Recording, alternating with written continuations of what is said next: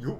What's good, y'all? We got Screen 7 update, Fantastic Four, Reeves, Richard, confusing DC update, and more. I heard about they casting the same actor, but instead of like they keeping the same actor they did Wonder Woman, but making their own different story. Yeah. So I don't know what's going on. But yeah, like it up, sub, hit the bell. Yeah. Hello, my wonderful movie peeps out there. We've got some news to discuss, so let's jump into it. Some of the things we're going to be discussing here today, guys, is we've got a major update on Scream 7 here, one that has me both nervous and excited. We got an update here on the DC universe with Gal Gadot saying, no, I am coming back for Wonder Woman 3, along with the Hollywood strike looking like... I heard I heard big update. They planning shit on Friday, y'all. They planning shit on Friday. So fingers crossed, though. I hope they, you feel me? Cause we need our movies, though. We need our movies and shows, man. Not every movie coming out. I'm talking about Marvel and some other movies, though. But yeah, I heard they trying to make a deal though Friday. I hope fingers crossed though. I mean, cause we need our money. like it might be coming to a close, and finally, really, that alone was... Not about it, but I hope it comes to a close so we can go back and made it a movie. Deadpool could be not delayed. Door could be not delayed. You know what I mean? So much more. So I'm gonna need you guys to give me your opinions down below with everything we discuss here today. To kick Right, things off, let's go through a couple of trailers that have been released this past week and let you know whether I think they're trash or treasure. As you know, one man's trash, another man's treasure. Starting things off here with, we finally got the trailer. Yeah, Loki 2 made 80 mil. I said when Loki pop out, man, I know Secret Invasion supposed to make that shit, but you know, I don't know what's going to Secret Invasion. But I know Loki, everybody gonna get sad for Loki though, cause Loki is that nigga. You know what I mean? Like he's that nigga. You know what I mean? He's that nigga. But you know I made 80 plus mil. You know what I'm saying? That's Loki what's up. season 2. Now, if you guys don't know, the first season of Loki is my favorite Disney Plus series that we've got. Yeah, everybody like Loki season. I mean, I've been liking it. I mean, from the jump, from the first episode, I like that motherfucker. I mean, it's Loki though, and they got other shit too. I feel like it's just done the most to feel like an actual event. Had me on the edge of my seat episode to episode, and I rather enjoy the finale, although some people don't. And man, it looks like all hats are off for Loki season 2. This trailer was phenomenal. It almost feels like it's a dang movie because so much is going on. Yeah, it was good though, man. It was a good trailer. Loving the set piece. I'm excited though, man. I would don't delay it, but hey, I'm excited. Cause you know the strike going traveling on. We're going to be doing in this movie. Loki seems to be doing this time slipping thing that a lot of people are comparing to Spider-Man Into the Spider-Verse with the glitching, but I feel like it's completely different from that. In Spider-Verse, you were glitching because you were about to disappear from the universe, while here he's definitely spazzing out and kind of glitching, but he's taken to a different timeline. It was also interesting to see they definitely put Jonathan Majors front and center here. Yeah, he back. I mean, of course he back, but you know they gonna keep him in the shit. But that was good for Marvel. They did that shit. A lot of worry with his ongoing court case, so this maybe put some people at ease, hoping that they would stay as Kang the Conqueror on here. And yeah, I like Jonathan Majors as an actor, and if they honestly did nothing wrong, then I would love them to stay, because I think they're a big talent, and I want to see what Kang is going to lead up to in the Avengers Kang Dynasty movie. I also really like the opening with Q-Hong Quinn. I think he's just such a wonderful actor, and anytime he can now be included in projects, it's just going to bring a smile to my face. So honestly, yeah, I am really looking forward to this. I'm excited for all the time jumping we're gonna do. I'm hoping the story can keep me on the edge of my seat. It was also the most viewed trailer for a 80 mil. I'm like, I mean when everybody heard Loki, they're like, oh shit, we got one of them motherfuckers. Secret Invasion like this, it's like a desert.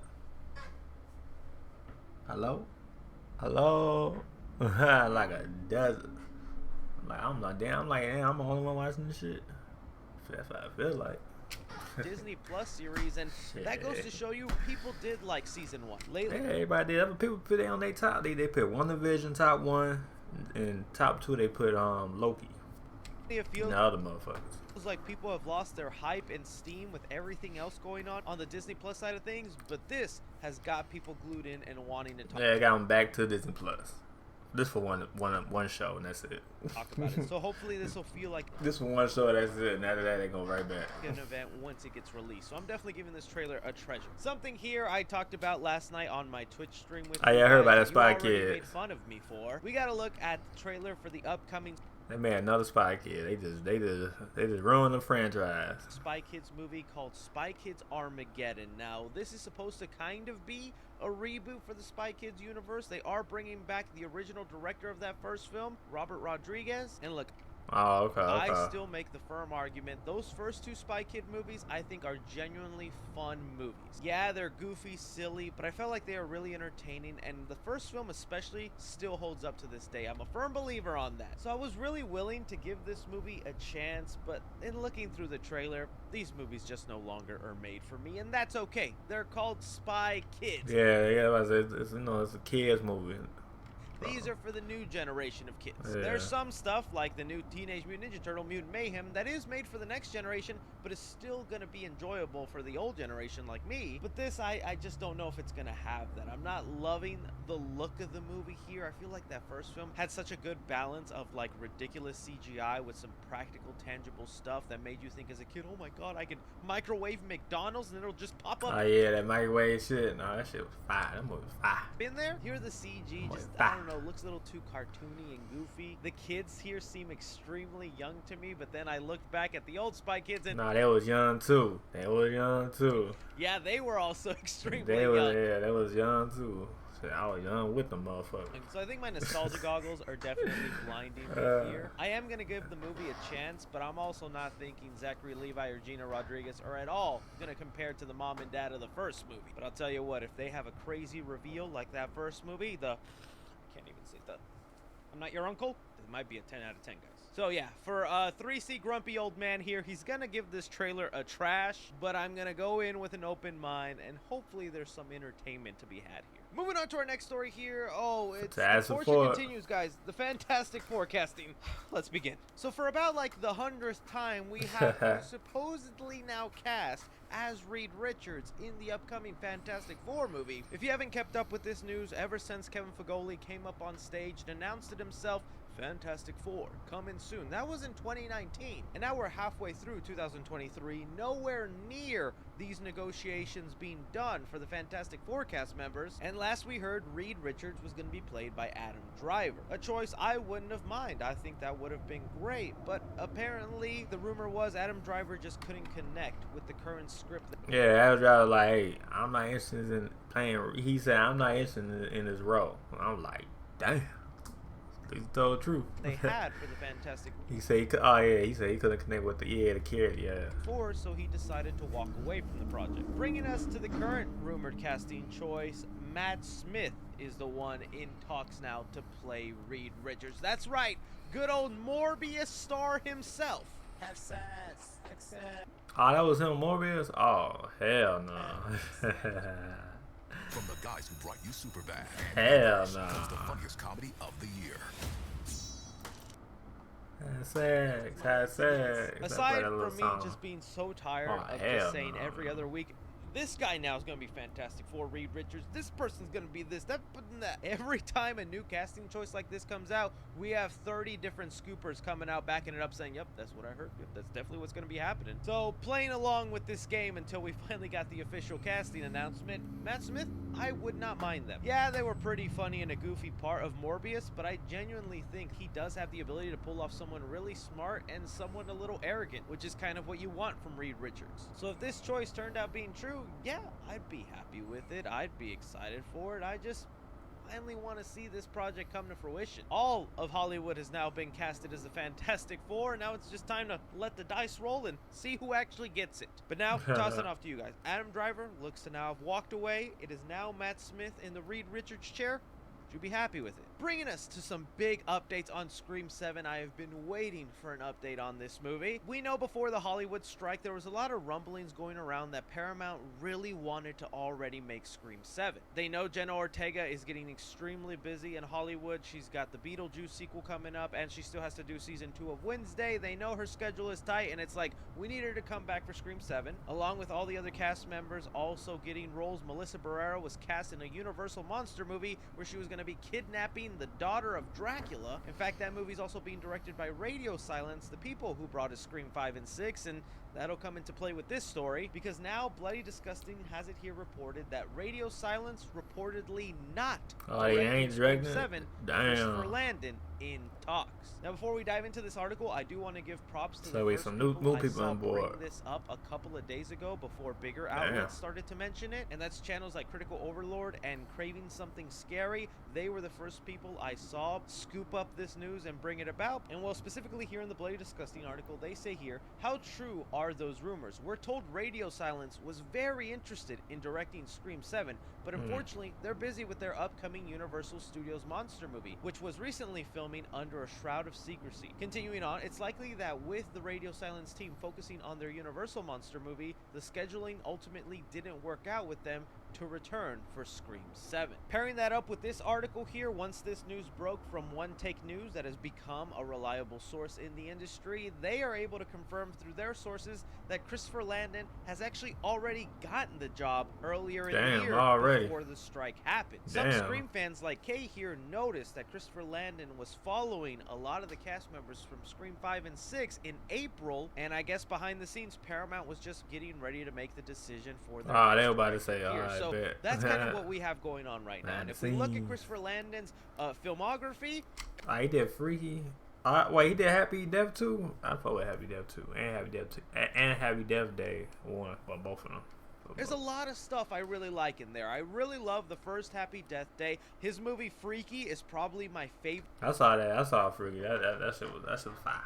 Film of his. I think it is really great. He also did Paranormal Activity the Mark movies One, I which I see, think is one of the underrated Paranormal Activity sequels. So they are a director I like, and especially looking at the he's a good director. movie Freaky, ones I see. You can feel so much Scream inspiration in that movie. So I do think Christopher Landon, as a fan of the franchise, could probably do justice to it. I just hope it wouldn't be as comedic as Happy Death Day 2 or Freaky, because that's not really the tone I would want in here. I would hope for something more serious. Aside from me being okay with Christopher Landon being the director, I am kind of sad Radio Silence won't be returning. I feel like they did what felt like the impossible in giving us brand new characters into the Scream world that we can follow, putting aside the legacy ones, to where now fans really want to see the core 4 in Scream 7. They want to have those stories finished off, see where everything was leading into, because there's a lot of unfinished threads in Scream 6 that could leave the door open for Scream 7 and some interesting story potentials, like the Carpenter sister's mother. I'm still waiting for that subplot to come in. I also thought they really showed in Scream 6 that they're willing to do different and exciting things with Ghostface. Like Scream 6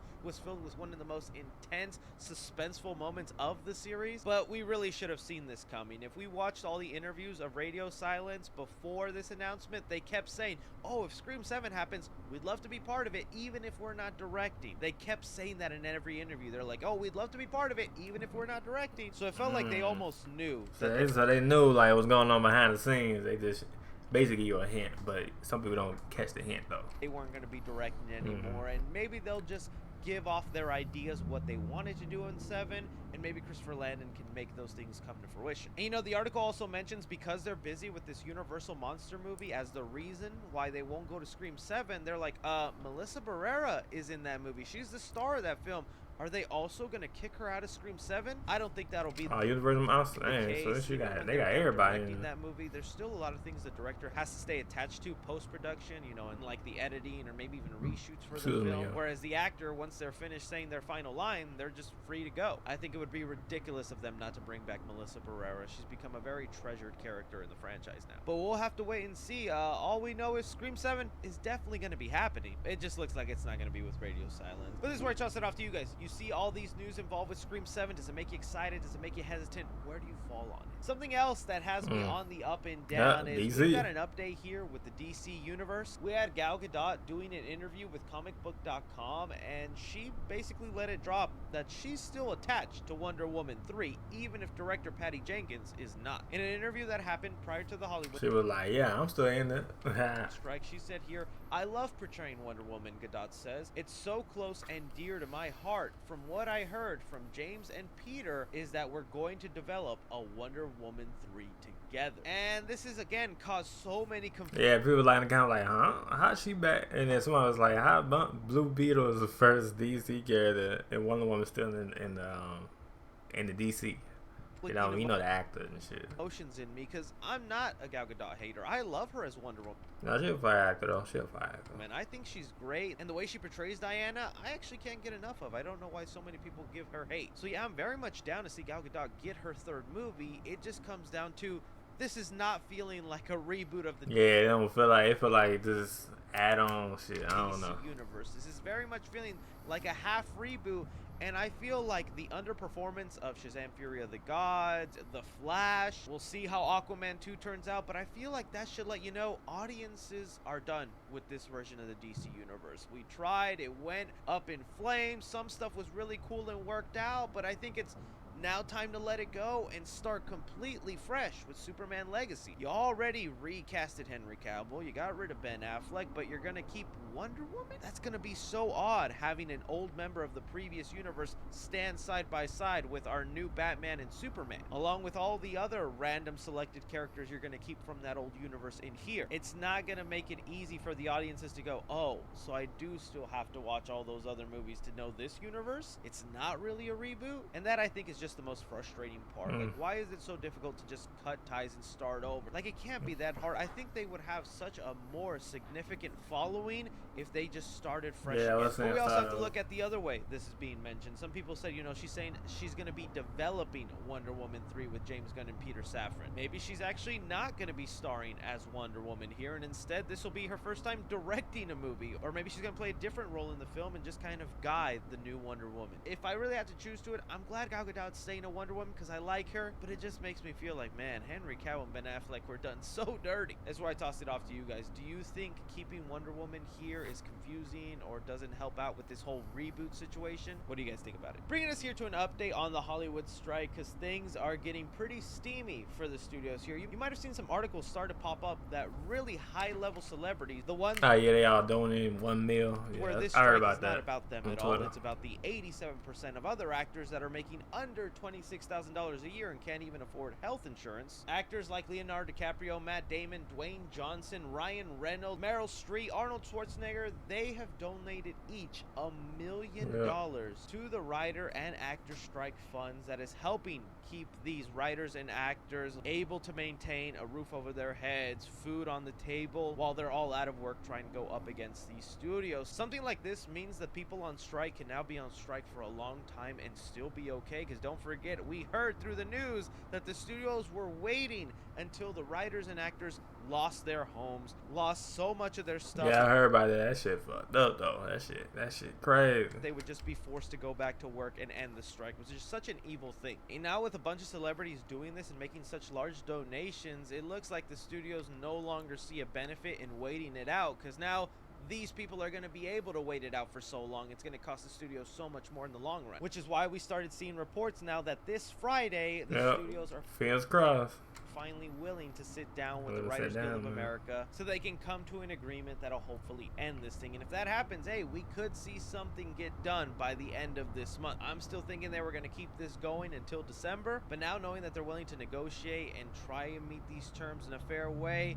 that's exciting, man, because none of this is fun for anybody. I just want these movies to start getting made, all this movie news start coming out, and us get excited and hyped. So yeah, that's just the current update we have right here. In the end, it was just really nice to see a lot of these bigger celebrities come to the aid of these smaller actors that are really needing the benefits. But that is all movie news we currently have going on right now, guys. I want to thank you so much for taking time out of your day to watch me talk some movie news. Don't be forgetting to hit that like button, subscribe if you haven't already, follow me on Twitter at 3C Films or on TikTok at 3C Films. But as always, I'm Chris. Take care. Yeah though, man, let me know what y'all think. Let me know what y'all think about the news. But hey, like it up, sub, hit the bell if you're new. And yeah.